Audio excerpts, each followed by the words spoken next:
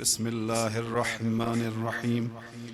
الحمد لله رب العالمين بارئ الخلائق أجمعين، وهو أرحم الراحمين في موضع العفو والرحمة، وأشد المعاقبين في الشدة والنقمة.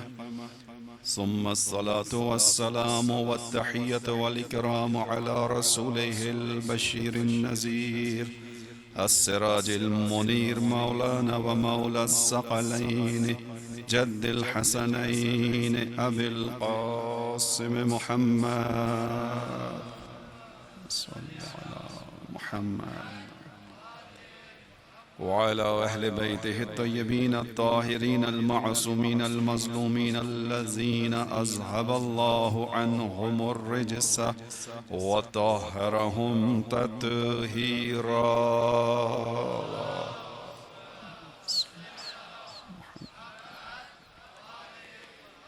لا سيما قرة عين الرسول الزهراء البتول ومولانا صاحب العصر والزمان. أما بعد، قال الله الحكيم في كتابه الكريم: بسم الله الرحمن الرحيم. هو الذي أنزل السكينة في قلوب المؤمنين ليزدادوا إيمانا مع إيمانهم. درود بھیجئے محمد و آل محمد پر.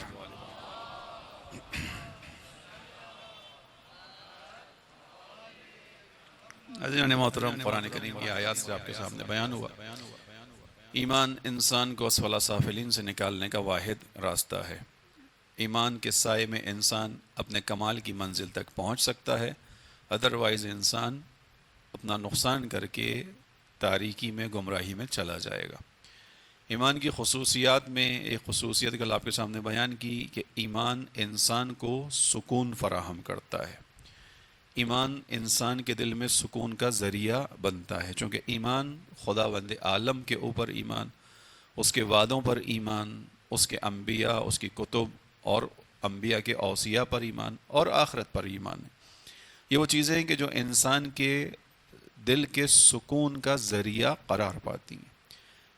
انسان اس دنیا میں سکون حاصل کرنے کی خاطر ساری تگ و دو کرتا ہے، بھاگ دوڑ کرتا ہے. ایک انسان صبح نکلتا ہے اپنے گھر سے گھر والوں کے لیے اسباب سکون فراہم کرنے کے لیے. مختلف چیزوں میں انسان سکون کی تلاش میں، لیکن خداوند عالم نے سکون کو اپنی یاد میں رکھا، یعنی اپنے آپ سے وابستگی میں رکھا. الا بذکر اللہ تطمئن القلوب. آگاہ ہو جاؤ اس بات سے کہ جو دلوں کو سکون اور اطمینان ملتا ہے وہ فقط اللہ کی یاد سے ملتا ہے. اللہ ہے وہی سکون دے گا. یہ جو آیت میں آپ کے سامنے پڑھ رہا ہوں سورہ حجرات کی آیت، هو الذی انزل السکینۃ فی قلوب المؤمنین لیزدادوا ایمانا مع ایمانہم. وہی ہے جو مومنوں کے دلوں میں سکون کو ڈالتا ہے تاکہ ان کے ایمان میں مزید اضافہ ہو سکے. کیونکہ ایک مومن خدا پر اعتماد اور یقین رکھتا ہے، اور جب خدا اس کو سکون عطا کرتا ہے تو اس کے ایمان میں اضافہ ہوتا ہے.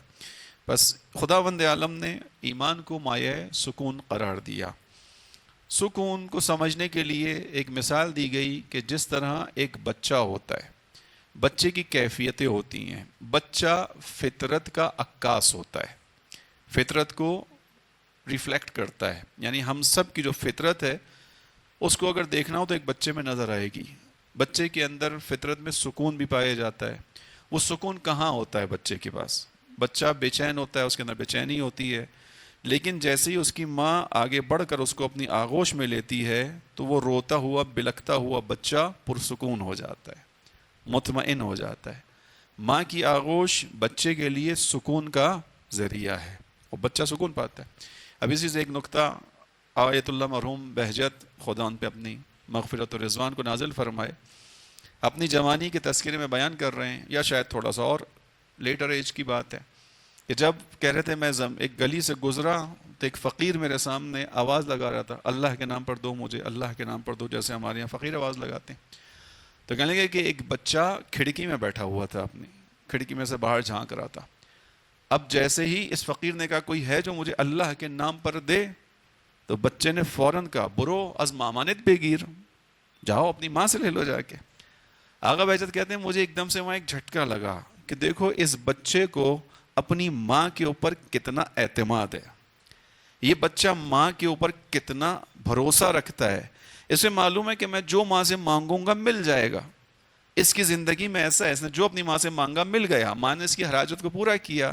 اس بچے کو ماں پہ کتنا بھروسہ ہے، اس لیے اس نے فقیر کو بھی پلٹ کے کہا کہ یہاں کھڑے ہو کے گلی میں کیوں مانگ رہے ہو، بروز ماما نے پہ گر جاؤ اپنی ماں سے مانگ لو، وہ دے دے گی. آغا بہجت کہتے ہیں میرے ذہن میں وہیں سے خیال آیا کہ یہ بچہ جس حد تک اپنی ماں پر بھروسہ رکھتا ہے، اگر ہمیں اتنا بھروسہ خدا پر ہوتا تو ہماری زندگیاں تبدیل ہو جاتی. خدا پر بھروسہ رکھو. اور پھر وہ انہوں نے مثال دی، انہوں نے کہا کہ اس کی زندگی میں جو کچھ ہے اس کی ماں نے دیا، اس لیے اس بچے کو اپنی ماں پر اعتماد قائم ہوا. اس بچے کو بھروسہ ہے کہ ماں کے پاس جاؤں گا مسئلہ حل ہوگا. آغا بہجت کہتے ہیں اپنی زندگی میں پلٹ کر دیکھو کہ تمہیں خداوند عالم نے اتنا دیا ہے کہ نہیں دیا، اتنا دیا ہے کہ جس کے ذریعے سے تمہارا اعتماد خدا پہ بحال ہو سکے. اپنی زندگی میں پلٹ کر دیکھے ہر انسان کہ واقعی میری زندگی کے اندر خدا پر بھروسہ کرنے کے لیے جو شرائط ہوتی ہیں وہ کافی ہیں یا نہیں ہیں، یا خدا نے میری زندگی کو خالی رکھا ہے، خدا نے مجھے دیا ہے کہ نہیں دیا، خدا مجھے لے کے چل رہا ہے کہ نہیں لے کے چل رہا، خدا مجھے سنبھال رہا ہے کہ نہیں سنبھال رہا. پھر آغا بہجت کہتے ہیں کہ ہم سب کی زندگی کے اندر ہے ہمارا اگر وہ بھروسہ جو اپنی ماں کے اوپر ایک بچے کا ہوتا ہے وہ بھروسہ قائم ہو جائے تو ہماری زندگیاں بدل جائیں گی. یا اسی طرح ان کا ایک اور مشہور قول ہے، اس کو زمانوں کی نظر کرتے ہوئے آگے بڑھ جاؤں. انہوں نے کہا کہ ہم نے اپنے پورے وجود کے ساتھ خدا کی نافرمانی معصیت کی ہے، پورے وجود کے ساتھ. یعنی جتنا ہم سے ہو سکتا ہے ہم ڈنڈی مارتے ہیں خدا کے معاملہ میں، جتنا ہم سے ہو سکتا ہے ہم خدا کی طرف سے پیچھے ہٹتے ہیں، نمازوں میں کوتاہی بھی کرتے ہیں، اگر نمازوں کو پڑھتے بھی ہیں تو کوے کی طرح سے پڑھتے ہیں، اٹھک بیٹھک لگا رہے ہوتے ہیں، جو بھی ہوتا ہے. انہوں نے کہا ہم نے اپنے پورے وجود کے ساتھ خدا کی نافرمانی کی، خدا کی معصیت کی، اس کے باوجود خداوند عالم نے ہم کو ہمارے حال پہ نہیں چھوڑا ہے. اگر وہ ہمیں ہمارے حال پہ چھوڑ دے تو دنیا کی مصیبتیں ہم پہ ٹوٹ پڑ کے ہم کو ختم کر دیں، اس کے باوجود وہ ہمیں رسوا نہیں کرتا، اس کے باوجود وہ ہماری ضروریات کا خیال کرتا ہے. پھر آغا بہجت پلٹ کے کہتے ہیں کہ اگر ہم نے اپنے پورے وجود کے ساتھ اس کی اطاعت کی ہوتی تو سوچو وہ کہاں لے کر جاتا، پورے وجود کے ساتھ، پورے خلوص کے ساتھ. اسی لیے بیان کیا گیا کہ عبادت انسان کو معراج عطا کرتی ہے. بس ایک علامت ایمان کی سکون ہے، انسان کو سکون میسر آئے گا. لیکن میں نے کل بھی آپ کے سامنے عرض کیا سکون کا مطلب ہرگز بھی نہیں کہ انسان کی زندگی میں امتحان یا آزمائش نہیں آئے گی. سکون کا مطلب یہ کہ امتحان اور آزمائش خدا کی یاد کے ساتھ آرام سے گزر جائے گی. اس کی کل ایک مثال دی میں نے، جانا طالوت کا لشکر جالوت کے مقابلے میں. آج اس کی دوسری مثال آپ کے سامنے رکھوں. اس مثال کے اندر حضرت موسیٰ کی والدہ کا تذکرہ ہے. حضرت موسیٰ کی ولادت ہو گئی، حضرت موسیٰ پیدا ہوئے. اس کے بعد اس زمانے میں پیدا ہوئے کہ جس زمانے میں فرعون کی طرف سے یہ حکم تھا کہ جو بھی ذکور پیدا ہو یعنی لڑکا پیدا ہو اسے مار دیا جائے. لہذا سپاہی پہرے دار انتظار میں رہتے تھے. جن خواتین کے بارے میں معلوم ہوتا تھا کہ پریگننٹ ہیں، ان کے یہاں بچے کی ولادت ہونے والی ہے، وہاں سپاہی کھڑا ہو جاتا تھا دروازے کے باہر. دایا اندر چھوڑ دی جاتی تھی کہ اندر کی خبر لے کر آئے کہ اندر کیا ہوا ہے. اور جب خبر ملتی تھی کہ فلاں گھر کے اندر لڑکا پیدا ہوا فوراً اس بچے کا گلا کاٹ دیا جاتا تھا. ہزاروں بچوں کو مار دیا گیا. ایسے عالم میں حضرت موسیٰ پیدا ہوئے خداوند عالم کے حکم سے. حضرت موسیٰ پیدا ہو گئے. اب جب پیدا ہوئے لڑکے ظاہر ہیں، ان کی ماں کو خداوند عالم نے وحی کی، الہام کیا. امتحان ہے لیکن سکون خدا دے رہا ہے. امتحان میں خدا نے ڈالا اور کہا کہ دیکھو خداوند عالم نے ان کی طرف الہام کیا کہ ہم نے حضرت موسیٰ کی ماں کی طرف الہام کیا کہ اس موسیٰ کو بہتے ہوئے پانی میں ڈال دو. توجہ کیجئے گا، ایک ماں کے دل سے کوئی پوچھے، میں اور آپ اس فیلنگ کو بہت زیادہ فیل نہیں کر پائیں گے. اس بات کو ماں اچھی طرح سمجھ پائے گی جن ماں نے اپنے بچوں کو پالا. ہے ہم بھی بہرحال دیکھتے ہیں بچوں کو، لیکن ماں کی اٹیچمنٹ الگ ہے. ماں کے دل کا تار کسی اور طریقے سے جڑا ہوتا ہے بچے کے ساتھ. ہمیں نہیں پتا یہ کیا راز ہے، خدا ہی جانتا ہے. اسی لیے خداوند عالم نے اس زمین پر اپنی رحمت کی اگر مثال دی ہے تو وہ ماں کی محبت کے ذریعے سے دی ہے. کہ اگر تم جاننا چاہو کہ میں تم سے کتنی محبت کرتا ہوں تو یہ دیکھو کہ جتنا 70 مائیں ان کی محبت کو جمع کرو گے ایک جگہ اور وہ اس کا مجموعہ بنے گا تو میں اکیلا پروردگار تم سے اتنی محبت کرتا ہوں. اور ماں کی محبت کا کون اندازہ کر سکتا ہے؟ کوئی بھی نہیں کر سکتا. حضرت موسیٰ کی والدہ کو خدا نے کہا اس کو پانی میں ڈال دو، یہ بہتا ہوا پانی میں جائے گا. اور اِنَّا رَادُّوهُ إِلَيْكَ، اے مادر موسیٰ ہم تمہارے بچے کو تمہاری طرف پلٹا دیں گے. ابھی تم ہمارے کہنے پہ حکم کرو، حکم کو مانو، اس کو فَأَلْقِيهِ فِي الْيَمِّ، اسے بہا دو پانی کے اندر، إِنَّا رَادُّوهُ إِلَيْكَ، ہم اسی بچے کو تمہاری طرف پلٹا دیں گے، وَجَعِلُوهُ مِنَ الْمُرْسَلِينَ، اور ان کے اطمینان کی خاطر ایک اور آگے بیان کیا کہ نہ فقط پلٹائیں گے اور نہ فقط یہ بچہ اپنا بچپنا گزارے گا بلکہ یہ بڑا ہوگا، وَجَعِلُوهُ مِنَ الْمُرْسَلِينَ، اور اس کو ہم رسولوں میں سے قرار دیں گے۔ حضرت موسیٰ کی والدہ نے بہا دیا، خدا نے کہہ دیا بہا دیا، لیکن ماں ہے، ماں کا دل دھڑکتا ہے، ماں کا دل تڑپتا ہے۔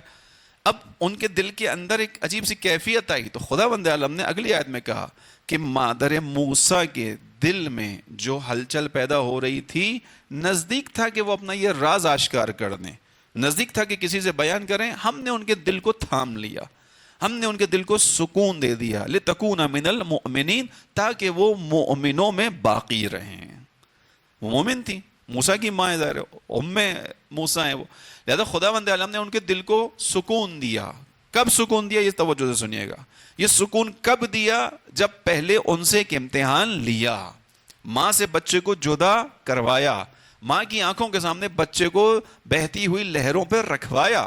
کوئی ماں یہ کام آسانی سے نہیں کرے گی، بہتی ہوئی لہریں، بچہ ڈوب جائے گا، بچہ پلٹ جائے گا، ہزاروں خیالات ماں کے ذہن میں گزر جائیں گے، لیکن خدا کہہ رہا ہے، خدا بند عالم نے کہا، ماں نے کام کیا، اور ماں ہے، فطرت ہے، طبیعت ہے، خدا نے کہہ دیا پہلے کہ ہم پلٹائیں گے بھی، مرسلین میں سے بھی بنائیں گے، لیکن ماں ہے۔ وہ خدا بند عالم نے کہا کہ ہم نے ان کے دل کو تھاما، سکون دیا، لِتَكُونَ مِنَ الْمُؤْمِنِينَ، تاکہ وہ مومنوں میں باقی رہے، تاکہ وہ مومنوں میں سے رہے۔ خلاصہ اس گفتگو کیا ہے؟ کہاں خداوند عالم نے سکون دیا مادر موسیٰ کو؟ ان کے گھر میں بیٹھ کر نہیں، بلکہ جب ان کو امتحان کی منزل پر لے کر آیا، انہوں نے امتحان کے ابتدائی قدم کو اٹھایا، خدا کے سامنے اس کے مقابلے میں اپنی طرف سے کوئی مرضی کی بات نہیں کی، خدا کے حکم کے سامنے سرنڈر کیا، تسلیم ہوئی، خود اپنے بچے کو اپنے ہاتھوں سے پانی پر بہا دیا۔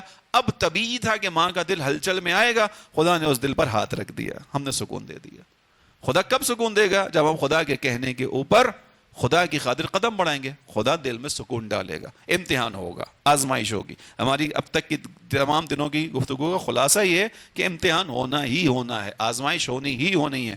اس دنیا میں آنے کا مقصد ہی یہ ہے کہ ہم آزمائش کے ذریعے سے پہچانے جائیں۔ خداوند عالم نے اس کو بیان کیا، ام حسب الناس ان يتركوا ان يقولوا آمنا وهم لا يفتنون، احسب الناس ان يتركوا ان يقولوا آمنا وهم لا يفتنون، سورہ عنکبوت کی ابتدائی آیت۔ کیا لوگ یہ گمان کرتے ہیں کہ فقط وہ یہ کہتے ہیں کہ ہم مومن ہیں اور پھر خداوند عالم انہیں چھوڑ دے گا اور انہیں نہیں آزمائے گا؟ خدا کہہ رہا ہے نہیں، ہم نے ان سے پہلے کی قوموں کو بھی آزمایا ہے، ان سے پہلے کے لوگوں کو بھی آزمایا ہے۔ کیوں آزمایا ہے؟ تاکہ سچے اور جھوٹے کو الگ الگ کر سکے۔ خدا تو روز ازل سے جانتا ہے، مجھے پیدا کرنے والا وہ ہے، مجھے دنیا میں بھیجنے والا وہ ہے، میرے بارے میں تو وہ روز ازل سے جانتا ہے۔ تو کیا وہ اس دنیا میں بھیج کر آزمائش میں ڈال کر اپنے علم میں اضافہ کر رہا ہے؟ نہیں، وہ روز ازل سے جانتا ہے، میرا نتیجہ اس کے سامنے واضح ہے۔ پھر خدا جو کہہ رہا ہے تاکہ ہم جھوٹے اور سچے کو الگ الگ کر سکیں، کس کے لیے کہہ رہا ہے؟ یہ خود انسانوں کے لیے کہہ رہا ہے، تمہیں اس دنیا میں بھیج کر تمہیں آزمائش میں ڈالا ہے تاکہ تمہارے اپنے اوپر حجت تمام ہو، تم میں جو ادعا کرنے والا ہے، مدعی ہے، دعوے دار ہے، وہ الگ ہو جائے، فرما بردار الگ ہو جائے۔ اس دنیا میں آنے کا مقصد خلاصہ دعوے دار اور فرما بردار کو الگ الگ کرنا ہے۔ خداوند عالم ہمارے درمیان سے چھانٹ رہا ہے۔ دعوے دار کون ہے؟ اہل کوفہ دعوے دار تھے، اکثریت، سارے اہل کوفہ نہیں تھے، امام کا ساتھ دینے والے میں کوفی لوگ بھی شامل ہیں، حبیب ابن مظاہر کوفہ سے ہی آئے اور بہت سے لوگ کوفہ سے آئے تھے، لیکن اکثریت دعوے دار تھی۔ اکثریت مدینے میں رسول اللہ اور ان کی آل کی محبت کی دعوے دار تھی، لیکن جب امام حسین علیہ السلام نے 28 رجب کو مدینہ چھوڑا، دعوے دار سینہ چومتے ہوئے مدینے میں رہ گئے، فرما بردار امام حسین کے ساتھ ساتھ نکل پڑے۔ ہماری زندگی کے امتحان کا واحد مقصد یہ ہے، دعوے دار اور فرما بردار کو الگ کرنا۔ کیوں؟ کیونکہ قیامت کے دن خدا اسی کے مطابق اجر دے گا، دعوے دار کو اس کا اجر ملے گا، فرما بردار کو اس کا اجر ملے گا۔ خوب ہمارا امتحان یہ عزیزوں میں بار بار عرض کر رہا ہوں، اس دنیا میں آنے کا مقصد ہی ہے یہ۔ خوب امتحان کے اندر خدا ڈالے گا اور سکون فراہم کرے گا، کس کو؟ جو مومن ہوگا، جو حالت ایمان میں خدا کے اوپر بھروسہ کرتے ہوئے آگے بڑھے گا۔ لیکن آج ایک اور خصوصیت کی طرف اشارہ کروں، بچے سے بات شروع کی تھی، تو بچہ فطرت کا عکاس ہے، ریفلیکٹ کرتا ہے فطرت کو۔ فطرت کے اندر اگر سکون ہے تو فقط سکون فطرت کا حصہ نہیں ہے، بلکہ فطرت انسانی کے اندر بے قراری کو بھی خدا نے رکھا ہے. بے قراری بھی فطرت کا حصہ ہے. کیا مطلب ہے میری باتوں کا؟ یعنی ایک طرف ہمارے اندر سکون ہونا چاہیے تو ایک حصہ ہمارے اندر بے قراری کا بھی ہونا چاہیے. اس کو غور سے سنیے گا. آج کی بحث کو تھوڑا مزیدار گفتگو ہے. درود پڑھیے محمد والے محمد پر.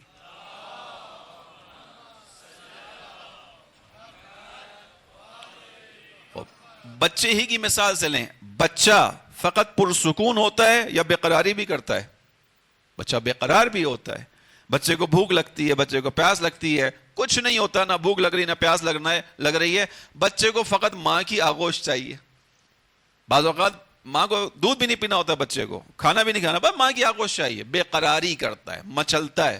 ماں دودھ پلاتی ہے, اس کو کھانے کے لیے کچھ دیتی ہے, کسی چیز پہ قانع نہیں ہوتا. جیسے ہی اس کو اٹھا کر اپنی آغوش میں لگاتی ہے, سینے سے لگاتی ہے, چپ ہو جاتا ہے. ہوتا ہے نہیں ہوتا؟ ہمیں بھی کہا گیا کہ خداوند عالم تمہیں نعمتیں دے رہا ہے. دیکھو انسانوں کے دو گروہ ہیں, بعد میں ذہن میں آ گئی بات تو بیان کر رہا ہوں. دو گروہ, اس کو آگئے شیخ رجب علی خیاط نے بیان کیا اپنی کتاب میں. اگر آپ لوگوں نے ان کی کتاب کو دیکھا ہو, پھر اس نے خدا کو پا لیا. انتہائی بڑی شخصیت گزرے ایران کے. وقت نکل جائے گا اس لیے میں ان کی تعریف میں نہیں جا رہا.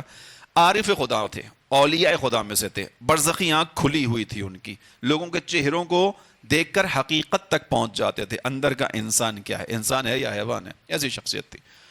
انہوں نے بیان کیا کہ دیکھو خداوند عالم کے دو گروہ ہیں, دو بندے ہیں خداوند عالم کے.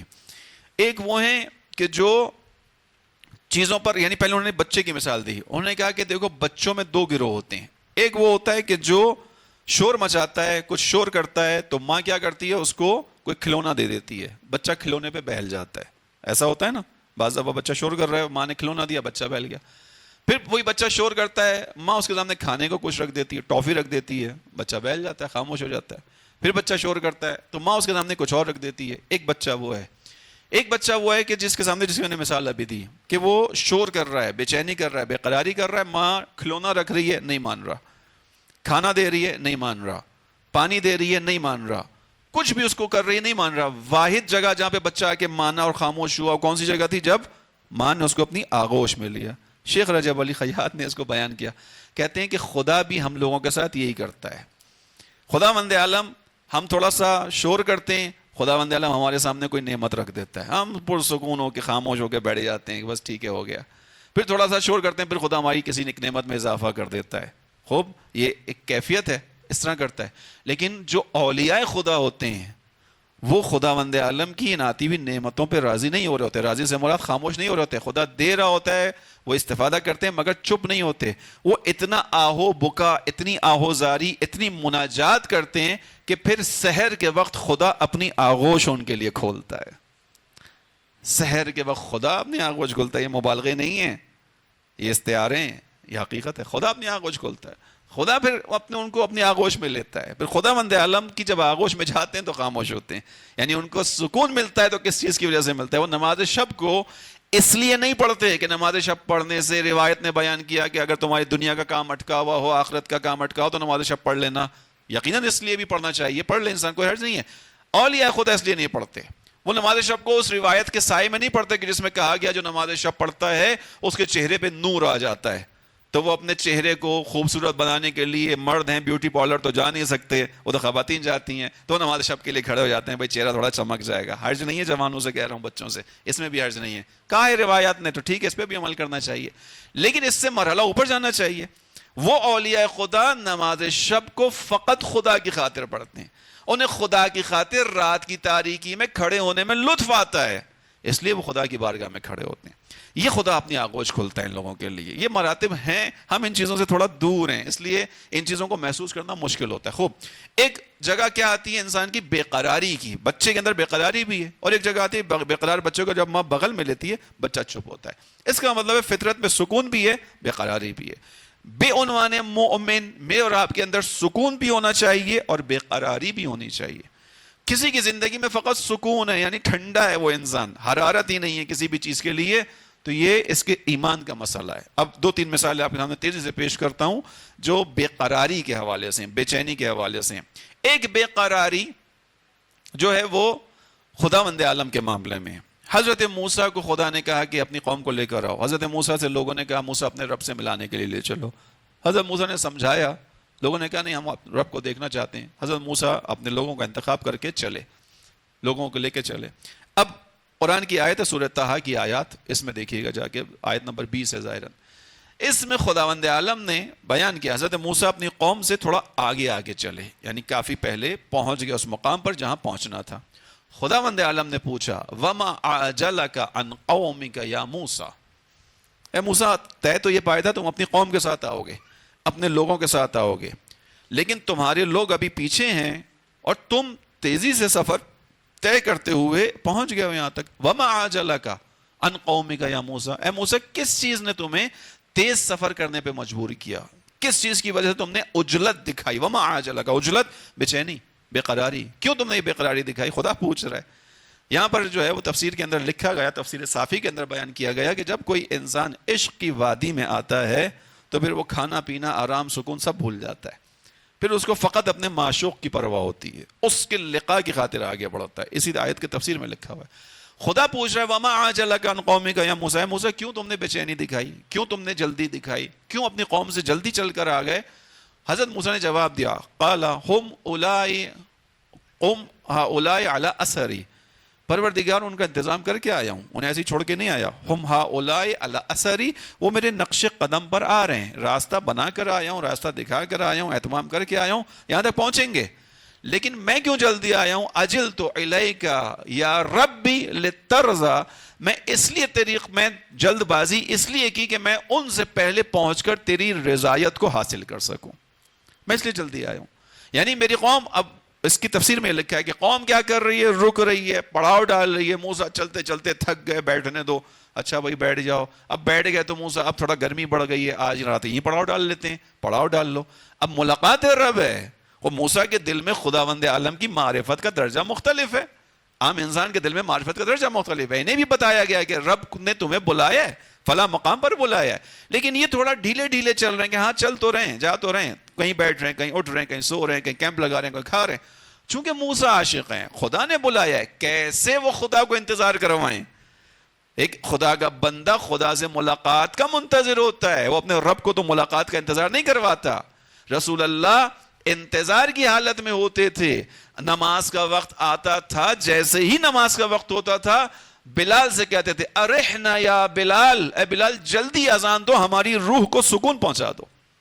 یعنی انتظار میں ہوتے تھے. ایک مومن اسی لیے نماز سے پہلے آمادگی کر کے حالت نماز میں تیاری کے ساتھ بیٹھتا ہے، انتظار نہیں کرتا کہ اذان کی آواز گونج جائے، اس اذان کی آواز کے گونجنے کے بعد اٹھے، طہارت کے لیے جائے، پھر وضو کرے، 5 منٹ 10 منٹ نماز آگے چلے گی.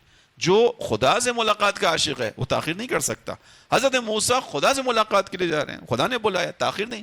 اجلت الیک یا ربی لترضی، پروردگار میں نے اس لیے اجلت کی تاکہ میں جلدی تیری بارگاہ میں آ کے تجھے راضی کر سکوں. ایک جگہ بے چینی کی، یعنی بے چینی ہے، روح بے چین ہے، سمجھیے گا اس بات کو، روح بے چین ہے.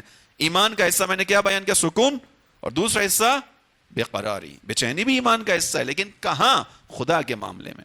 ہماری اور آپ کی بے چینی کہاں ہوتی ہے؟ دنیا کے معاملے میں. ہمارا معمولاً دنیا کی چیزوں میں بے چین ہوتے ہیں، آخرت کے معاملے میں ہم بہت ٹھنڈے پرسکون ہوتے ہیں.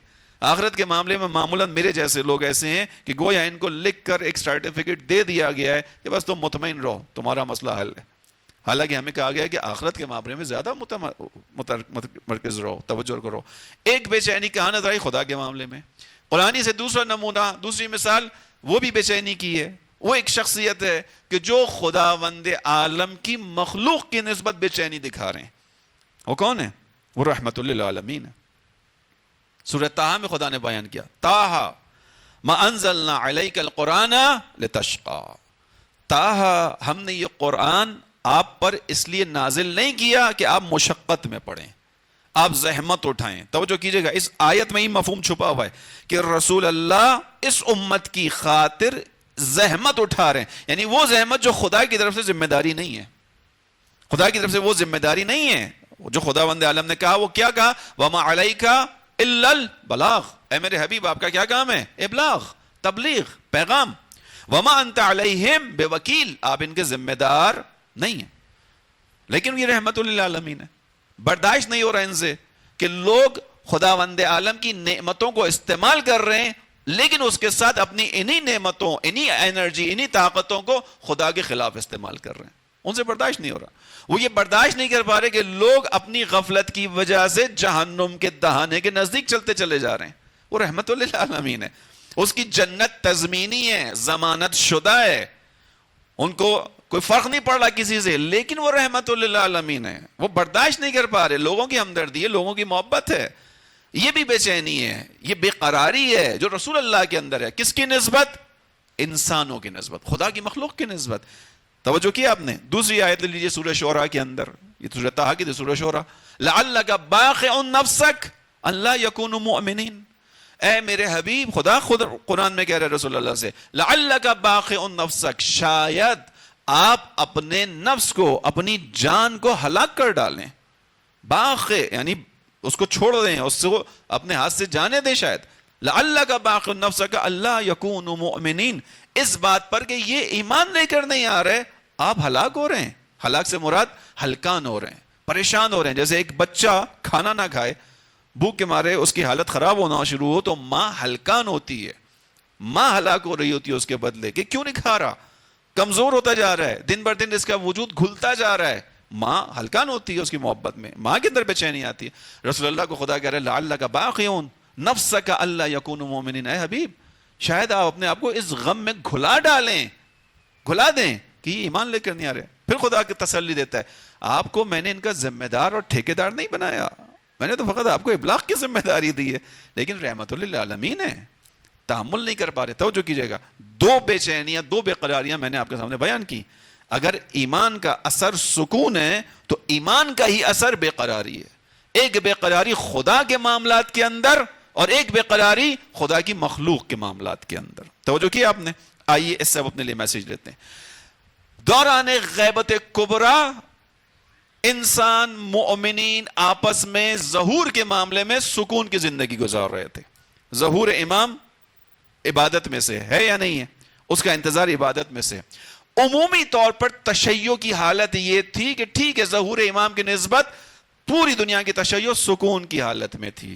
یعنی ٹھیک ہے، ایک وقت آئے گا جب امام آئیں گے ہم ان کا ساتھ دیں گے، دنیا عدل و انصاف تک پہنچ جائے گی. ایک وقت وہ تھا کہ سب پوری دنیا پرسکون تھی. لیکن انہی دنیا کے اندر ایک بے قرار روح وجود میں آئی. اس بے قرار روح نے ظہور کے معاملے میں سکون کے بجائے بے قراری کا اظہار کیا. اس کی بے قراری کا نتیجہ ایران میں رونما ہونے والا انقلاب ہے. وہ بے قرار روح امام خمینی کی روح تھی. دنیا سکون کی حالت میں تھی. جب ہوگا ظہور دیکھا جائے گا، جب ہوگا ظہور دیکھیں گے، ظہور ہوگا خدا کی مصلحت کے تحت ہوگا.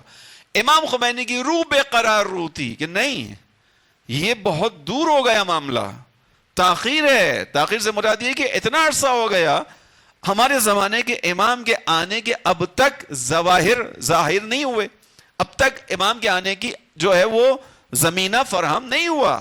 یہ بے قرار روح تھی اپنے زمانے کے امام کی نسبت، اپنی عوام کی نسبت. اس بے قرار روح نے اپنے نوجوانوں کو دیکھا. توجہ سے سنیے گا اس بحث کو، اس سے نتیجہ لینا ہے ہم نے.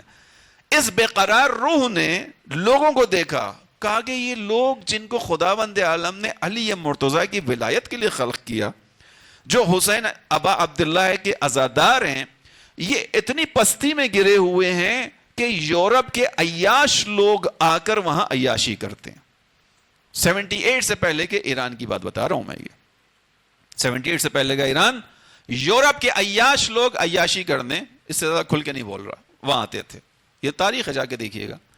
یہ بے قرار روح تھی، اس کو قرار نہیں تھا. اس نے کہا کہ نہیں، یہ غلط ہو رہا ہے. ہم ان انگریزوں کی غلامی کے لیے خلق نہیں ہوئے، ہم علی والے ہیں. ہم امام حسین پہ ہر سال گریا کرتے ہیں. ہمارے امام حسین علیہ السلام کا بنیادی نعرہ یہ تھا کہ ان الداعی وابن الداعی قد رکز اثنتین السلۃ والذلہ وہیہات من الذلہ.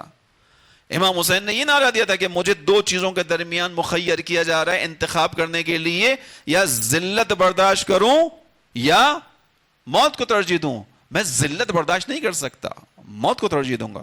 میں اپنے الفاظ میں اب کہہ رہا ہوں کہ مجھے یہ قبول ہے کہ میرا سر کٹ جائے، میرے تن پہ نہ رہے، لیکن میرا سر اونچا رہے. وہ سر اگر نوکے نیزہ پہ بلند ہو کے اونچا رہے گا تو مجھے برداشت ہے. سر اونچا رکھوں گا، سر نہیں جھکاؤں گا. توجہ کیجئے گا، سر اونچا رکھا حسین نے. امام حسین نے سر کٹوایا اس لیے کہ سر نہ جھکانا پڑے، اور سر نوکے نیزہ پہ بلند ہوتا ہے تو بلند رہے لیکن اونچا رہے. جھکانا چاہا تھا جس سر کو شام والوں نے، شام سے آرڈر نکلا تھا نا بیعت کا، جھکانا چاہا تھا جس سر کو شام والوں نے، شکست تو یہ ہے اس سر کو خود اٹھا کے چلے. اس سر کو خود اٹھا کے چلے، اپنے ہاتھوں میں نیزے بلند کر کے چلے. حسین کا سر سب سے بلند تھا. امام حسین نے پیغام دیا، سر تن پہ رہے نہ رہے، اونچا رہے. یاد رکھو، اس کو سمجھے. امام خمینی نے اس چیز کو سمجھا، بے قرار روح. انہوں نے اپنے اندر اس بے قرار روح کو پیدا کیا زمانے کے امام کی نسبت، کہ کب تک یہ ہوگا کہ وہ فرزند زہرا جس کی وجہ سے کائنات چل رہی ہے وہ پردہ غیبت میں بیٹھا رہے گا. ہم کب تک ہاتھ پہ ہاتھ رکھ کے بیٹھ کے انتظار کریں گے؟ ہم کیوں وہ ماحول نہیں بنائیں گے؟ توجہ کیجئے کہ باتوں کے اندر لاجکس ہیں جو بیان کر رہا ہوں. بعض لوگوں کی نگاہ میں شاید تھوڑا سا یہ تعجب والی باتیں ہوں. یہ انقلاب اس لیے برپا کیا گیا تاکہ امام کے آنے کا راستہ فراہم ہو. تھوڑی دیر کے لیے ہم مائنس تھنکنگ کرتے ہیں، ریورس تھنکنگ کرتے ہیں. انقلاب نہیں آیا، ٹھیک ہے، ریورس تھنکنگ سمجھتے ہیں نا، واپس چلے جاتے ہیں تاریخ میں. نہیں آیا انقلاب، 1978-79 میں انقلاب نہیں آیا. اس وقت آپ بغیر انقلاب کے تشیع کی آج کی حالت کو سوچئے تھوڑی دیر کے لیے بھی بیٹھے بیٹھے. اگر انقلاب نہ آیا ہوتا تو جو تشیع نے پوری دنیا کے اندر اپنی عزت، شجاعت، شہامت حاصل کی ہے، کیا ان 40-45 سالوں میں شیعت کی یہ عزت، قوت، طاقت کہیں آپ کو بنتی ہوئی نظر آتی؟ مطلب انقلاب نہ آیا ہوتا تو کیا ایران میں ولی فقیہ کی حکومت قائم ہوتی؟ نہیں ہوتی. کیا یہ حکومت قائم ہوئے بغیر لبنان میں حزب اللہ وجود میں آتی؟ نہیں آتی. کیا بغیر حزب اللہ کے وجود میں آئے ہوئے اسرائیل آگے کی طرف بڑھ چکا ہوتا یا پیچھے اپنی حدود کے اندر ہوتا؟ آگے بڑھ چکا ہوتا. کہاں تک اس کا ارادہ تھا؟ نیل سے لے کر فرات تک، پورے عالم اسلام پر قبضہ. داعش اگر بنی ہوتی اور یہ ایران کا انقلاب نہ ہوتا اور رہبر کی رہبری نہ ہوتی، آیت اللہ سستانی کا فتویٰ نہ ہوتا، حرم کا دفاع کوئی کرنے والا ہوتا؟ جب حرم نہ ہوتا تو آپ میں سے کوئی حرم کی زیارت پہ جانے والا ہوتا؟ یہ وہ 2-2-4 کی کیلکولیشنز ہیں عزیزوں، جن کو خود سوچ لیجئے، خود اپنے آپ سے سوچیے، خود جواب دیجئے اپنے آپ کو. 2-2-4 ہے، 2-2-4 ہے. خوب اس انقلاب کی وجہ سے کیا ہوا؟ امام نے کہا جب امام نے آنا ہے، امام عصر نے آنا ہے. امام عصر کے آنے کے بعد اب آپ سے سوال ہے، دنیا کی عالمی استکباری طاقتیں جب امام اعلان کریں گے کعبے سے آواز آئے گی تو یہ تمام طاقتیں امام کے سامنے سرنڈر ہو جائیں گی اور ان کو ویلکم کریں گی کہ ویلکم، آپ آئیے، آ کے حکومت کیجئے، یا اس کے برعکس ہونا ہے؟ کیا ہونا ہے؟ تاریخ میں جا کے دیکھیں، مجھ سے نہیں پوچھیں، تاریخ میں دیکھیں. انبیاء نے آ کے خدا کے دین کا پرچم لہرایا تو اس زمانے کے طاغوت نے استقبال کیا یا رکاوٹ ڈالی؟ رکاوٹ ڈالی. طے شدہ بات ہے. امام زمانہ انبیاء ہی کے وارث ہیں، انبیاء ہی کی حکومت کا پھیلاؤ ہے، تو یہ ممکن تھا کہ امام زمانہ تشریف لے کر آئیں اور دنیا کی استقبالی طاقتیں ان کا استقبال کریں، یا مقابلے پہ آئیں گی؟ مقابلے پہ آئیں گی. اب جب دنیا کی استقباری طاقتیں مقابلے پہ آئیں گی تو اس مقابلے کے لیے امام زمانہ کو دنیا میں ایک آمادہ لشکر چاہیے کہ نہیں چاہیے؟ چاہیے کہ نہیں چاہیے؟ چاہیے. اب امام کا جب مقابلہ ہوگا تو کس چیز سے ہوگا؟ جو آج کی ٹیکنالوجی ہم اس پہ بھی بات کر رہے ہیں. جب امام کا ظہور ہوگا کیا ہوگا ہمیں نہیں معلوم. ممکن انسان پیچھے کی طرف چلا جائے اور پیچھے کی طرف جانے کے اندر خود ٹیکنالوجی کا عمل دخل ہوگا، چونکہ آج کل کی ٹیکنالوجی کمپیوٹر کے اوپر ہے ساری. ٹھیک ہے، آپ کسی بھی ذریعے سے یہ پورا سسٹم جام کر سکتے ہیں. یہ ہے ہارپ ٹیکنالوجی ہے، کہ جوان بچوں سے کہہ رہا ہوں جا کے دیکھنا اس کو، ہارپ کے نام سے. ہارپ ایک ٹیکنالوجی ہے، آسمان کے اوپر میگنیٹک ریز کو بھیجا جاتا ہے، اس سے پورا الیکٹرانکس کا نظام جام ہو جاتا ہے. یہ ٹیکنالوجی ہے. ہارپ کے ذریعے آرٹیفیشل زلزلہ برپا کیا جاتا ہے. جو سونامی آئی تھی انڈونیشیا میں کچھ عرصہ پہلے، اس کے بارے میں ایک قوی گمان لوگوں کا، جو اس فیلڈ کے لوگ ہیں، ان کا قوی گمان یہ کہ ہارپ ٹیکنالوجی کے تھرو ہوا تھا یہ کام.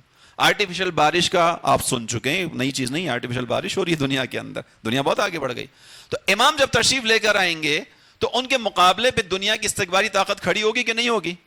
ٹیکنالوجی کے ساتھ کھڑی ہوگی کہ نہیں کھڑی ہوگی؟ تو امام کا ماننے والا، امام کا سپاہی اگر اس جنگ میں داخل ہوا ہی نہیں ہوگا تو امام کا ساتھ دے پائے گا؟ نہیں دے پائے گا. لہذا امام خمینی کی فکر تھی یہ. امام نے کہا بھائی امام کا اگر انتظار کرنا ہے تو اپنے آپ کو کسی ایک ملک کو تو اس قابل بناؤ کہ جہاں سے امام زمانہ کے لیے آمادہ لشکر وجود میں آ سکے.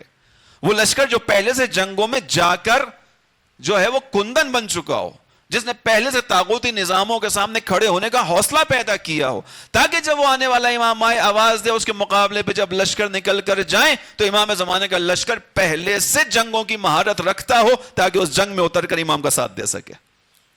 یہ بے قرار روح کا نتیجہ ہے، امام خمینی کا ویژن ہے۔ آیت اللہ جوادی آمولی نے ایسے نہیں بیان کیا وما ادراک ما خمینی، تمہیں کیا پتا خمینی کیا ہے؟ نہیں سمجھی دنیا، حقیقت میں امام خمینی کو نہیں سمجھی۔ جو امام خمینی کو نہیں سمجھی وہ امام علی کو کیا سمجھے گی؟ درود پڑھی محمد وآل محمد پر۔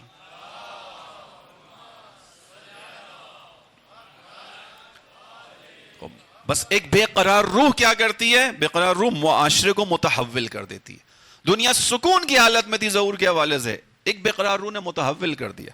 تمام عالم اسلام، مخصوصاً عالم تشیع میں بالخصوص، عالم اسلام میں عموماً، عالم تشیع میں بالخصوص ایک تحرک پیدا کیا۔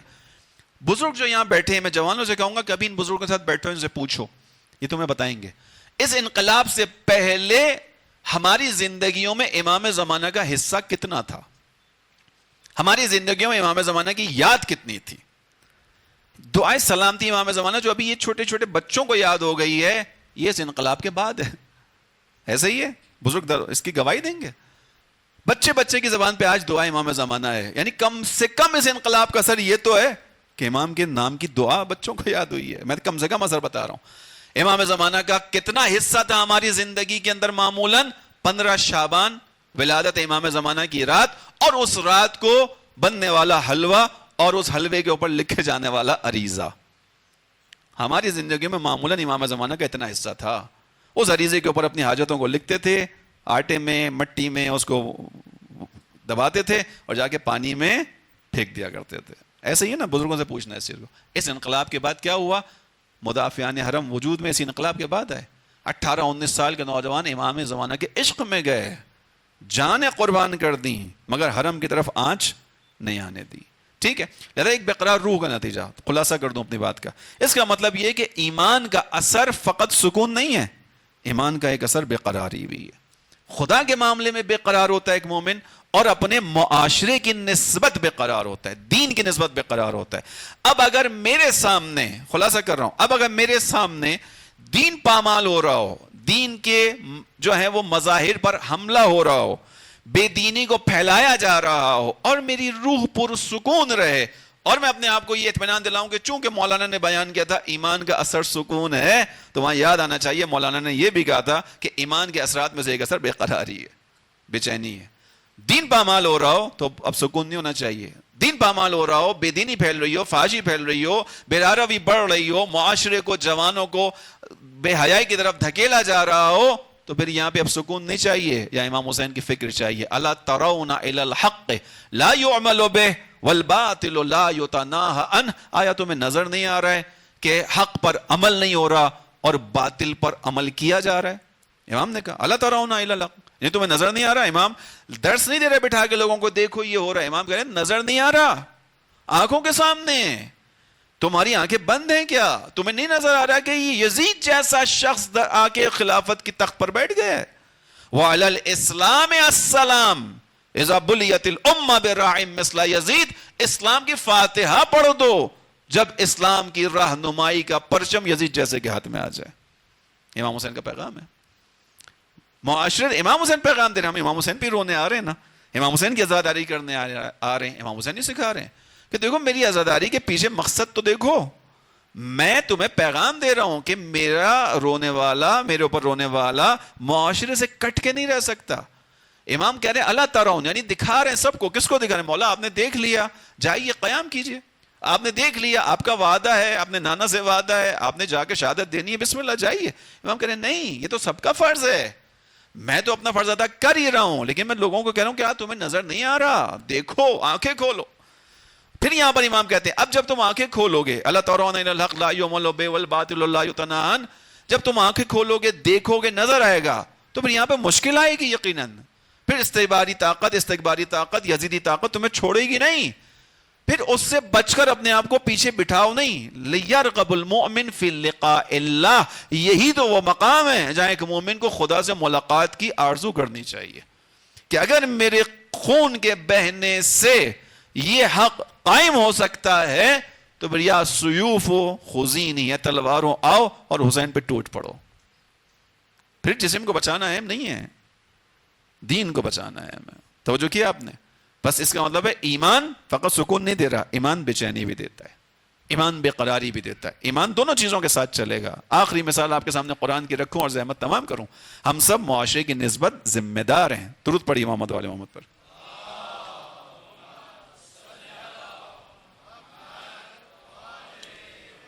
انتہائی خوبصورت مثال قرآن کریم سے صبح جوانوں کے درمیان اس مثال کو میں نے دیا, ان کے سامنے ریپیٹ کر رہا ہوں. سورہ مبارک ہے نمل. نمل چونٹی کو کہتے ہیں. ایک پورا سورہ ہے چونٹی کے نام پر, سورہ نمل. 114 سوروں میں سے ایک سورہ کا نام نمل کے اوپر ہے. اس پورے سورے کے اندر تقریباً 88 79 88 89 آیتیں ہیں. نمل سے متعلق, چونٹی سے متعلق فقط ایک آیت. توجہ سے سنیے گا اس بات کو, وقت ختم ہو گیا. ایک آیت ہے فقط چونٹی سے متعلق, ایک آیت ہے, اس میں تذکرہ ہے چونٹی کا, لیکن پورا سورہ اس کے عنوان پر ہے. سورہ کے اندر اور بہت سارے موضوعات ہیں, بہت ساری چیزیں. اس کا نام کسی اور نام پہ رکھا جا سکتا تھا, لیکن قرآن کریم میں ایک سورہ کا نام چونٹی کے نام پر ہے, ایک آیت ہے فقط اس سورہ کے اندر. تو خوب اس کو ذہن میں بٹھائیے گا. تذکرہ کیا ہے؟ کیوں اس چونٹی کے تذکرے کو خدا قرآن کریم میں اہمیت دے رہے؟ عزیزوں, خداوند عالم کا کلام خدا کا کلام ہے. مجھ جیسے طالب علم کی جو ہے وہ ناپختہ باتیں نہیں ہیں, مجھ جیسے نہ جاننے والے شخص کی باتیں نہیں ہیں, کہ جس کے پاس نہ علم ہے, نہ تقوی ہے, نہ طہارت ہے, نہ جملے ہیں, لہذا باتوں کو ریپیٹ بھی کرتا ہے, ادھر کی بات ادھر, ادھر کی بات ادھر کرتا ہے. نہیں, خدا یہ نہیں ہے. خدا علیم ہے, خدا عالم ہے, خدا کی جانب سے قرآن نازل ہوا, اس کے پاس کسی چیز کی کمی نہیں ہے. الفاظ کی کمی تھی نہیں ہے. خداوند عالم الفاظ کو وجود دینے والا ہے, ایسا ہی ہے نا.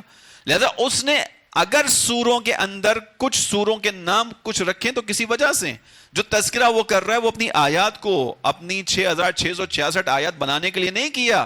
ایک ایک آیت, ایک ایک حرف کا مقصد ہے قرآن کے اندر. خود سوچئے گا کہ خدا اس سورہ کے اندر, کتاب کے اندر جس کو خدا نے کہا ذالک الکتاب لا ریب فیہ, یہ وہ کتاب ہے جس کے اندر کوئی شک نہیں ہے. ھدی للمتقین, اس کتاب کا اصلی کام کیا ہے؟ ہدایت کرنا. کس کو؟ متقیوں کو. اس کتاب کا اصل کام ثواب پہنچانا نہیں ہے. ثواب پہنچے گا, پڑھو گے, بیٹھو گے, قرآن کے ساتھ روایات ہیں. قرآن کو دیکھنا عبادت ہے. النظر علی القرآن عبادہ, النظر علی وجہ علی ابن ابی طالب عبادہ, علی کے چہرے کو دیکھنا بھی عبادت ہے, کعبے کو دیکھنا بھی عبادت ہے, قرآن کو دیکھنا بھی عبادت ہے, ثواب ہے, ٹھیک ہے. لیکن آیا ہدف قرآن یہ تھا کہ میں روز کھول کے بیٹھ جاؤں, اس پہ نگاہ کروں, ثواب اپنے حساب میں رکھتا رہوں؟ نہیں. کیوں ہے قرآن؟ ھدی للمتقین, ہدایت کے لیے. اب جو کچھ بھی قرآن میں تذکرہ ہے اس کے اندر میرے اور آپ کے لیے ہدایت ہے. سورہ نمل کے اندر کیا ہدایت ہے میرے اور آپ کے لیے؟ توجہ کیجئے گا تیزی کے ساتھ, بس ختم کر رہا ہوں گفتگو. سورہ نمل کے اندر میرے اور آپ کے لیے کیا ہدایت ہے؟ بہت ساری آیتیں, بہت ساری ہدایتیں لیجئے گا. میں آپ کے سامنے وہ ہدایت رکھنا چاہ رہا ہوں جو میں نے سمجھی ہے کہ اس کی وجہ سے اس کا نام سورہ نمل ہے. شاید اس کی وجہ سے ہو, یا کم سے کم ایک خصوصیت ہے. قصہ کیا ہے؟ حضرت سلیمان نبی اپنے لشکر کے ساتھ جا رہے ہیں. بات کس چیز پر کر رہا ہوں؟ بے قرار روح. امام خمینی سے میں نے اس بے قرار روح تک آئے. رسول اللہ, ان کی روح میں بے قراری, بے چینی کس کی نسبت؟ معاشرے کی نسبت, لوگوں کی نسبت, عوام کی نسبت, لوگوں کی اصلاح بھلائی کی خاطر. اس سے میں آیا, کنورٹ ہوا کس طرف؟ امام خمینی کی طرف. بے قرار روح نے انقلاب کیا, ظہور کا زمینہ فراہم ہو گیا. دنیا میں صالح نوجوانوں کو مرکزیت ملی ہے. توجہ کیجئے گا, صالح نوجوانوں کو مرکزیت ملی ہے. دنیا کا صالح انسان ادھر جمع ہونا شروع ہو گیا. اس پہ آ رہا ہوں. اب ہماری بھی ذمہ داری, دو مثالیں سن لی, ہم نے بھی سمجھنا ہے. چونٹی کا تذکرہ اس لیے کہ حضرت سلیمان کا لشکر آ رہا ہے, گزر رہا ہے ایک جگہ سے. حضرت سلیمان ان کے اپنے سپاہیوں کے ساتھ جا رہے ہیں. اتنے میں ایک چونٹی دیکھتی ہے کہ آگے سے سلیمان اور اس کا لشکر آ رہا ہے. اب چونٹی کیا کرتی ہے؟ چونٹی کو معلوم ہے کہ ہمارا وجود بہت چھوٹا سا ہے, صحیح ہے, چھوٹا سا وجود ہے. سلیمان اور اس کا لشکر اپنے جوتوں کے ساتھ جب گزرے گا تو ہم اس کے جوتوں کے نیچے آ کے مار دیے جائیں گے, کچلے جا سکتے ہیں. توجہ کیجئے گا. اس چونٹی نے ایک کام کیا, اس چونٹی نے ایک کام کیا. اس نے آواز دی, قالت نملتن. جب یہ سلیمان کا لشکر آیا, نزدیک پہنچا, قالت نملتن, ایک چونٹی نے کہا, یا ایھا النمل ادخلوا فی مساکنکم, اے چونٹیوں جلدی سے اپنے بلوں میں گھس جاؤ. لا يحتمنکم سلیمان وجنودہ وہم لا یشعرون، ایسا نہ ہو کہ سلیمان اور اس کا لشکر تمہیں اپنے قدموں تلے رونتا ہوا چلا جائے اور اسے خبر نہ ہو۔ توجہ کیجئے گا، یہ بات جناب سلیمان نے سنی، میں اس کی طرف پھر آؤں گا۔ کیا کہا؟ قالت نملۃ، ایک چونٹی نے کہا یا ایھا النمل ادخلوا فی مساکنکم، میں چونٹی اپنے بلوں میں گھس جاؤ، ایسا نہ ہو کہ سلیمان اور اس کا لشکر تمہیں کچلتا ہوا نکل جائے، اسے پتہ بھی نہ چلے، اس کے لشکر کو خبر بھی نہ ہو۔ اگلی آیت کیا؟ فتبسم ضاحکا من قولها، یہ سنتے ہی سلیمان کے لبوں پر مسکراہٹ آ گئی۔ فتبسم ضاحکا من قولها، یہ لفظ سنتے ہی، بات سنتے ہی سلمان کے لبوں پر مسکراہٹ آئی گئی۔ فتبسم یعنی ابتسام کیا، ابتسام یعنی جس میں تھوڑا سا انسان کھلکھلا کے ہنستا ہے خوش ہو کے کسی بات پر۔ فتبسم ضاحکا من قولها وقال، اور اسی وقت حضرت سلیمان نے کہا ربی اوزعنی ان اشکر نعمتک التی انعمت علی وعلی والدی، پوری تفصیل ہے، وَأَنْ عَمَلَ صَالِحًا وَأَنْ عَمَلَ صَالِحًا، اور میں پروردگار مجھے جو تو نے نعمتیں دی، میرے ماں باپ کو جو نعمتیں دی ان پہ مجھے شکر گزاری کی توفیق عطا فرما، اور جو میری زندگی ہے اس میں مجھے نیک اعمال کی توفیق دے اور مجھے صالحین کے ساتھ اکٹھا کرنا۔ یہ اس کے آگے کا ٹکڑا ہے۔ میں اس کے اندر جو نقطہ نکالا ہے بس وہی بیان کر کے زحمت تمام کروں آپ کے عزیزوں۔ اس سورہ کے اندر جو نقطہ تھا، جو پوائنٹ تھا، جو بہت اہمیت کا حصہ، وہ کیا تھا؟ اس سورہ کا نام چونٹی کے نام پر ہے۔ کیوں؟ چونکہ چونٹی نے ایک مردانہ کردار ادا کیا ہے۔ توجہ کیجئے گا، ایک مردانہ کردار ادا کیا ہے۔ کیا کردار ہے؟ اس چونٹی کے پاس آپشن تھے دو۔ اس چونٹی نے آتا ہوا دیکھا، خطرے کو بھانپا، مشکل کو دیکھا، اس کے پاس ایک راستہ تھا، آپشن تھا۔ یہ چونٹی جلدی سے اپنے بل میں گھستی، اپنی فیملی کو پروٹیکٹ کرتی، سکون کے ساتھ بیٹھ جاتی، سلیمان کا لشکر آتا، پوری چونٹیوں کو رونتا ہوا چلا جاتا۔ دوسرا راستہ اس چونٹی کے سامنے تھا، وہ کیا تھا؟ وہ راستہ یہ تھا کہ اس نے اس خطرے کو بھانپا جس کو دوسرا اس کے قبیلے والا نہیں سمجھ پا رہا۔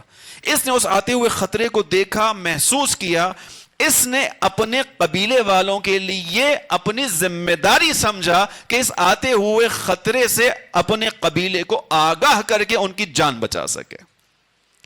اس چونٹی نے کیا کیا؟ اپنے آپ کو اپنے قبیلے کی نسبت ذمہ دار سمجھا، فقط اپنے آپ کو بچا کر اپنے بل میں نہیں گھسی، بلکہ اس سے پہلے کہ اپنے بل میں گھس کے اپنی فیملی کو، اپنے بچوں کو پروٹیکٹ کرتی، اس نے آواز دی لوگوں میں کھڑے ہو کر اپنے قبیلے کے اندر، اے چونٹیوں جلدی سے اپنے آپ کو بچاؤ کہ یہ آتا ہوا طوفان تمہیں بہا کر نہ لے جائے۔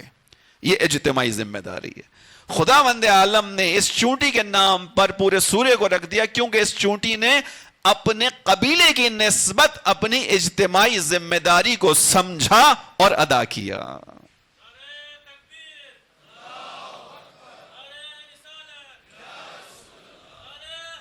یا علی، توجہ کیا آپ نے؟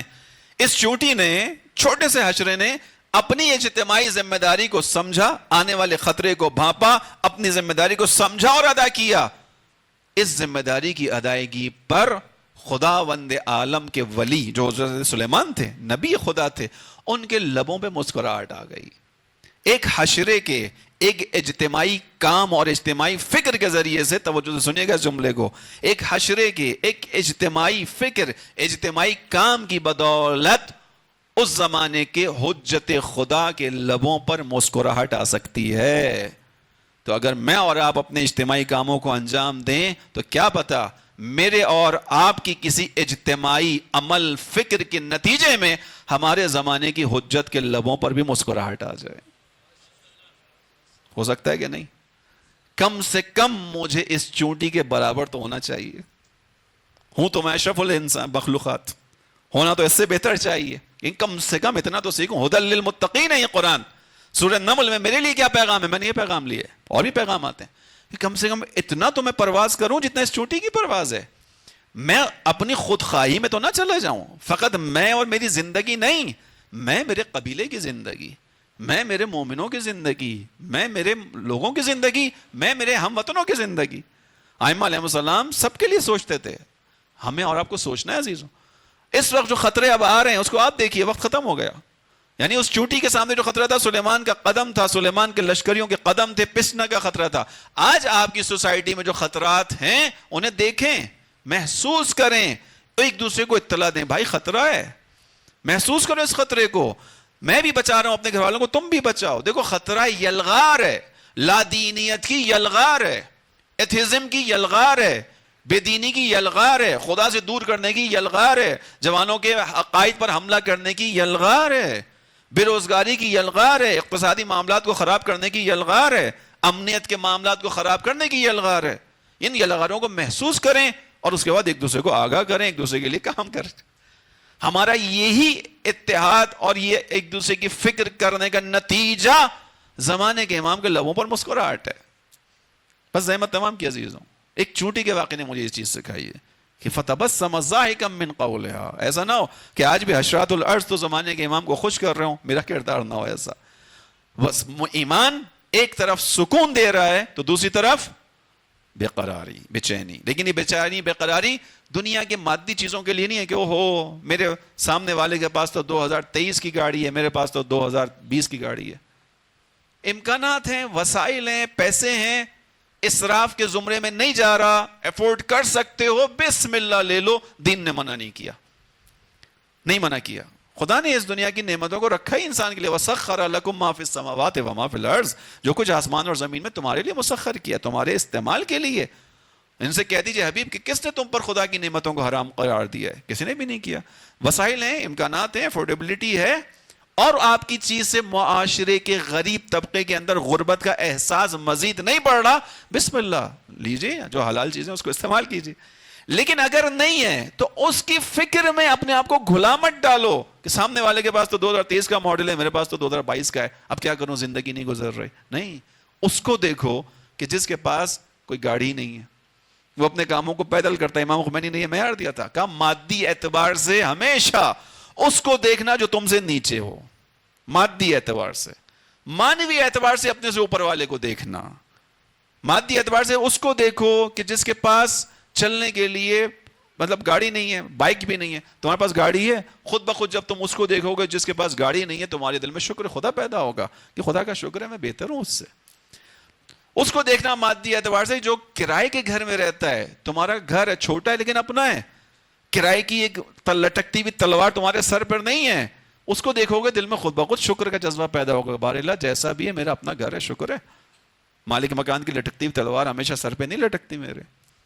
یہ مادی اعتبار سے اپنے سے نیچے کو دیکھو گے، شکر کا جذبہ آئے گا۔ لیکن ہم نے ریورس کیا ہوا ہے، ہم نے کیا کیا ہوا ہے، مادی اعتبار سے اپنے سے آگے والے کو دیکھتے ہیں، اس لیے پھر ہمارے اندر حرص، حسد، لالچ اور رنج و علامات ہے۔ مانوی اعتبار سے اوپر والے کو دیکھنا تھا، یعنی مانوی اعتبار سے جو ہم سے زیادہ خدا کے کاموں کو انجام دیتا ہے۔ ہم اگر فقط 17 رکعت نماز پڑھتے ہیں تو جو دن میں 51 رکعت نماز پڑھتا ہے اس کو دیکھنا تھا، اسے دیکھ کر دل میں جذبہ آتا کہ یہ 51 رکعت پڑھتا ہے، چلو میں کسی دن 2 رکعت نماز غفلہ ہی پڑھ ڈالوں۔ مانوی اعتبار سے اس کو دیکھنا کہ تم ماہ رمضان کے روزے رکھتے ہو، وہ ہر مہینے کے ہر بدھ کو، ہر جمعرات کو روزہ رکھتا ہے، اسے دیکھو گے تمہارے دل میں خیال آئے گا خدایا کبھی مجھے بھی توفیق دے تیری خاطر میں مستعب روزہ رکھ سکوں۔ مانوی اعتبار سے کم اپنے سے اوپر والے کو دیکھنا تھا۔ بس عزیز احمد تمام کی بے قراری بھی دین کا حصہ ہے، لیکن دنیا کی خاطر نہیں ہے۔ دنیا فرعون کی بھی گزری، جوانوں سے کہہ رہا ہوں، شاہ ایران اس کا محل عبرتگاہ کے نام پر موجود ہے ایران میں، آپ جائیں گے زیارتوں پر وہاں جا کر دیکھیے گا، اس کو موضع عبرت کہتے ہیں، عبرت کا میوزیم۔ کیوں عبرت کا میوزیم ہے؟ ہم نے وہاں دیکھا، جو گئے ہوں گا انہوں نے بھی دیکھا ہوگا، انہوں نے اس کی چیزوں کو پریزرو کیا ہوا ہے، رکھا ہوا ہے ویسے ہی، ٹیبل لگی ہوئی ہے، اس ٹیبل کے اوپر سونے کی پلیٹ آج تک رکھی ہوئی ہے، سونے کا چمچہ آج تک رکھا ہوا ہے۔ پوچھئے اپنے آپ سے سوال کہ جو سونے کی پلیٹ میں سونے کے چمچے سے کھاتا تھا کہاں گیا؟ اسے اس ملک کے اندر 7 فٹ کی زمین بھی نہ ملی جس پہ وہ دفن ہو سکتا ہوتا، اس کی قبر بھی ایران سے باہر۔ ختم ہو گئی زندگی۔ جس نے سونے کے چمچے میں بھی کھایا اس کی زندگی ختم، جس نے اپنی ان انگلیوں سے کھا کر خداوند عالم کا شکر کیا اس کی بھی زندگی ختم۔ امام خمینی نے صدام سے یہی کہا تھا کہ دیکھو ایک وقت میری اور تمہاری دونوں کی زندگی ختم ہو جائے گی، نہ تم بچو گے نہ میں بچوں گا، لیکن اصل مسئلہ یہ ہے کہ کون کس طرح خدا کے حضور جائے گا۔ تم ہزاروں لاکھوں انسانوں کے قاتل بن کر جاؤ گے، یہ سوچو۔ تم نے حملہ تو کر دیا بڑی طاقتوں کے کہنے پر، لیکن سوچو حشر کیا ہوگا۔ بس عزیزوں، بے چینی بے قراری دین کا، ایمان کا حصہ ہے۔ خدا کے معاملے میں، خدا کی مخلوق کے معاملے میں، اپنے ہم نو انسانوں کے معاملے میں یہاں ہونی چاہیے۔ یہی بے چینی، یہی بے قراری کربلا کے اندر نظر آتی ہے۔ کس کی نسبت؟ اپنے زمانے کے امام کی نسبت۔ ہر ماں اپنے بچے کو حادثات سے بچاتی ہے یا حادثات کے حوالے کرتی ہے؟ ہر ماں اپنے بچے کو حادثات سے بچاتی ہے. جہاں خطرہ محسوس ہوتا ہے وہاں ماں اپنے بچے کو روکتی ہے کہ بیٹا یہاں مت جانا، خطرہ ہے، بیٹا ادھر باہر مت جانا، مشکل ہے. کربلا کی مائیں وہ شب عاشور اپنے بچوں کو بچنے کا پیغام دے رہی ہیں یا مرنے کا پیغام دے رہی ہیں؟ کیا دیا کربلا کی ماؤں نے؟ کربلا کی مائیں اپنے بچوں کو بچنے کا ہنر اور گر نہیں سکھا رہی. کربلا کی مائیں بچوں کو سامنے بٹھا کر کہہ رہی ہیں کہ دیکھو اگر کل کربلا کے میدان میں تمہاری موجودگی میں زمانے کے امام پر آنچ آ گئی، تم بچ گئے اور وہ شہید ہو گیا تو ہم اپنا دودھ تم پر حلال نہیں کریں گے. یہ ان ماؤں کی تڑپتی ہوئی ارواحیں، ان ماؤں کے اندر وہ ایمانی بے قراری ہے. یہ بے قرار ہے مائیں کہ ہمارے پاس جو اولاد ہے اس کو قربان کریں، کسی طرح زمانے کے امام کو بچا سکیں، کسی طرح اس فرزند زہرا کی حفاظت کر سکیں. ہمارے بچوں کی کیا حیثیت فرزند زہرا کے سامنے، ہم زہرا کے سامنے شرمندہ نہ ہو جائیں. کل قیامت میں جناب سیدہ نہ پوچھ لیں کہ تم نے تو اپنے بچوں کو آغوشوں میں سنبھال کر رکھا، میرا حسین کربلا کے میدان میں ذبح ہو گیا.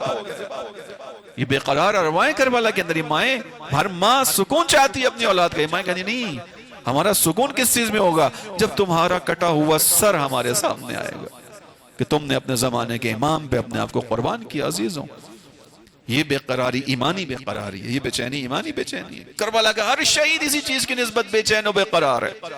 چند آخری جملے آپ کے مصائب کے حوالے کروں بس. حبیب ابن مظاہر مسلم ابن اوسجہ کو آخری وقت آیا، امام سے ودا کر کے آئے مسلم ابن اوسجہ، اور اس کے بعد ان کو تلوار لگی، تیر لگا، زمین پر گر گئے. ضعیف انسان لیکن ارادے کا جوان، امام کی خاطر قربانی دینے والا. امام حسین علیہ السلام اور حبیب ابن مظاہر سرحانے پہنچے. امام نے ان کے سر کو اپنی آغوش میں رکھا، دعا دی.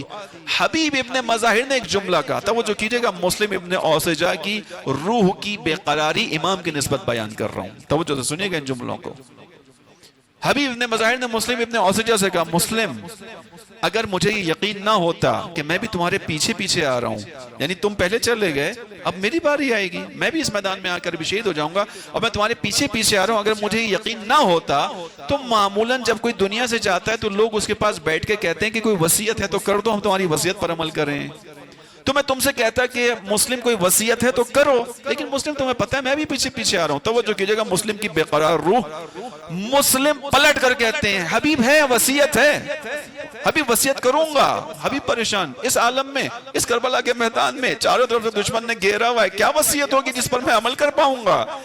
حبیب کو اشارہ کرتے ہیں مسلم ابن اوسجہ امام حسین کی طرف، کہتے ہیں اسی کا بہذا، اے حبیب میں تمہیں وصیت کر رہا ہوں اس کی نسبت جو امام سامنے کھڑا ہے. حبیب میری وصیت ہے، حبیب میں وصیت کر رہا ہوں کہ دیکھو تمہارے ہوتے ہوئے اس کے جسم پہ کوئی تیر نہیں لگنا چاہیے. اللہ اکبر. یہ بے چین ارواح، یہ بے قرار روحیں جو اپنے زمانے کے امام پر قربان ہونے کے لیے کیسی بے قراری ہے ان کے اندر. کربلا کے میدان میں کہتے ہیں ہاں وصیت کی جگہ ہے، وصیت سنو، میں تمہیں وصیت کر رہا ہوں کہ ان سے پہلے مرنا، ایسا نہ ہو کہ تمہارے ہوتے ہوئے اس پر آنچ آ جائے. عبداللہ ابن سعید اپنے زمانے کے امام کے سامنے آتا ہے، نماز کا وقت ہوتا ہے، امام اس کو اپنے ڈھال بنا کر کھڑا کرتے ہیں. اب سامنے سے تیروں کی برسات ہے. عزیزوں، امام حسین کھڑے ہیں، لشکر کا سردار کھڑا ہے. دشمن کی کتنی کوشش ہوگی کہ اس حالت نماز میں سالار لشکر کو مار دے. کتنے تیر چلے ہوں گے مجھے نہیں معلوم، مگر تصور کیا جا سکتا ہے تیروں کی بوچھاڑ ہوگی. تاریخ کے اندر نقل ہوا کہ ایک تیر بھی حالت نماز میں امام حسین کو نہیں لگا، ایک تیر بھی نہیں لگا. چاروں طرف سے مارا جا رہا ہے، ہر تیر کو آگے بڑھ کے اپنے جسم پہ لیتا ہے. توجہ کیجئے گا. اس کے بعد جیسے امام اپنا آخری سلام پھر کے اللہ اکبر کہتے ہیں، اب عبداللہ ابن سعید سے کھڑا نہیں ہوا جا رہا، چونکہ اتنے تیر کھا لیے جسم میں خون باقی نہیں بچا، سارا خون بہہ گیا، گر گیا. امام نے سر کو آغوش میں رکھا. جملہ سنیے، بے قرار روح، امامت کی نسبت. حبیب اب سوال تو ان کو کیا کرنا چاہیے؟ مولا دیکھا کیسا دفاع کیا آپ کا، مولا دیکھا نماز میں ایک تیر بھی آپ تک نہیں آنے دیا. نہیں، یہ نہیں کہہ رہے، بے قراری ہے، بے چینی ہے. کس چیز کی نسبت؟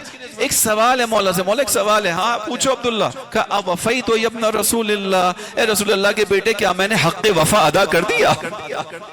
اللہ اکبر، کیا آپ راضی ہو گئے مجھ سے؟ کیا جو آپ کا حق میری گردن پہ تھا وہ ادا ہوا؟ مولا حبیب عبداللہ تو نے تیر نہیں جانے دیا حسین کی طرف، لیکن وہ کہہ رہے ہیں کہ نہیں، محمد کا حق بہت زیادہ ہے، میں ان تیروں کے باوجود خود پہ مطمئن نہیں ہوں، میں بے چین ہوں، بے قرار ہوں، مجھے اس امام وقت کی لبوں سے سننا ہے کہ میں تجھ سے راضی ہوں۔ عبداللہ سے امام نے کہا ہاں تو نے وفا کا حق ادا کر دیا، اب جنت میں جانے کی کیفیت یہ ہوگی کہ تو میرے ساتھ ساتھ جنت میں جائے گا۔ بس عزیزوں آپ نے بڑے حوصلے سے سنا، خدا آپ کے جذبوں کو سلامت رکھے۔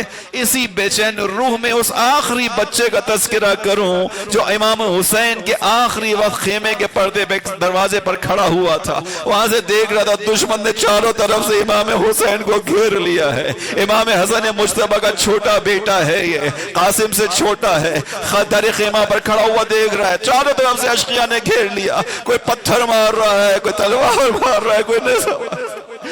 اب یہ بچہ بھی بے چین ہے، اس سے برداشت نہیں ہو رہا، یہ خواتین کا ہاتھ چھڑا کر جاتا ہے، جانے کے بعد دشمن کو مخاطب کر کے کہتا ہے یا اشقیاء تم میرے چچا کو مار رہے ہو، آگے بڑھ کر اپنے آپ کو ڈھال بناتا ہے امام کی۔ عزیزوں امام کہتے ہیں واپس جا، یہ بچہ واپس نہیں جاتا، اتنے میں وہاں پر ایک قاتل آگے بڑھتا ہے، تلوار اونچی کرتا ہے امام کو مارنے کے لیے، یہ بے چین بچہ اپنے مولا کا محافظ بن کر آیا ہے، اس کی روح نے برداشت نہ کیا کہ آنکھوں سے دیکھتا رہے، زمانے کے امام پہ تلوار چلتی رہے، اپنے سن و سال کا خیال نہ کیا، آ گیا اپنے ہاتھ کو ڈھال بنایا، تلوار ہاتھ کو کاٹتے ہوئے اس کے جسم تک پہنچ گئی، آیا تو تھا شجاعت تو تھی مگر درد بھی محسوس ہوا، آواز دی یا اماں، ارے میرے چچا میرا ہاتھ کٹ گیا۔ اللہ اکبر عزیزو، میرا مولا کون ہے؟ امام زمانہ نے زیارت ناہیہ میں امام حسین کے لیے کہا کنت ربیع الایتام، اے امام حسین آپ یتیموں کی بہار تھے، یتیم بچہ آپ کی آغوش میں آکے سکون محسوس کرتا تھا، یہ یتیم حسن ہے، یہ حسین ہے، ارے آخری لمحات ہیں، کس بچے نے امام حسین کے سینے میں دم توڑ دیا، میرا مولا کہتے رہ گیا خدا تجھے صبر